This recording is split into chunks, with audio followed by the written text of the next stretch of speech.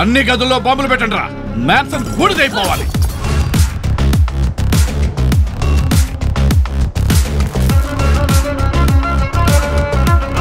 తీరా హుక్కు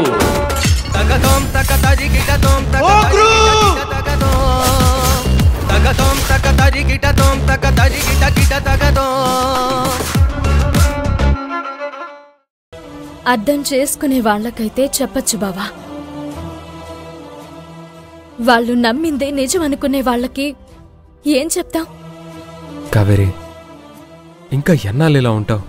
ఇద్దరిలో ఎవరో ఒకళ్ళు తగ్గాలి కదా. సమస్యనే చూస్తూ కూర్చుంటే పరిష్కారం దొరకదు. నిజమే బావా.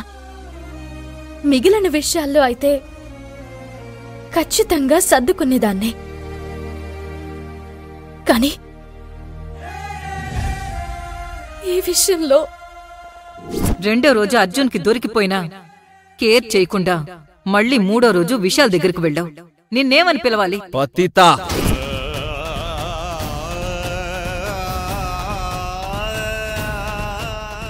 అయినా మా ఆడవాళ్ళకి ఈ కర్మేంటి బావా? సీతాదేవి దగ్గర నుండి అందరూ అగ్ని ప్రవేశం చేస్తూనే ఉండాలా? నువ్వే నా జీవితం, నువ్వు లేకపోతే నేను బ్రతకలేను అన్న మనిషి కళ్ళకి ఏదో కనిపించగానే మారిపోయాడు.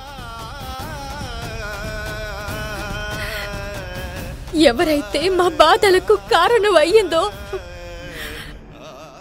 ఆ యమజతోటే కలిశాడు. కావేరి, ఈ విషయంలో అర్జున్ని తప్పు పట్టకు.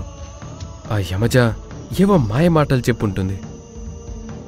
మాయ మాటలు చెప్తే నమ్మేయడానికి తనేమైనా చిన్న పిల్లవాడా? తన భార్య ఎలాంటిదో తన మనసుకి తెలీదా?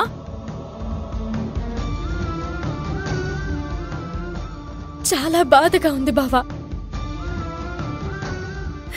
ఏ మనిషికి ఆయువు పోయాలని తప్పించానో ఆ మనిషే నువ్వు తప్పు చేశావు, ఇల్లు వదిలి వెళ్ళిపో అన్నాడు.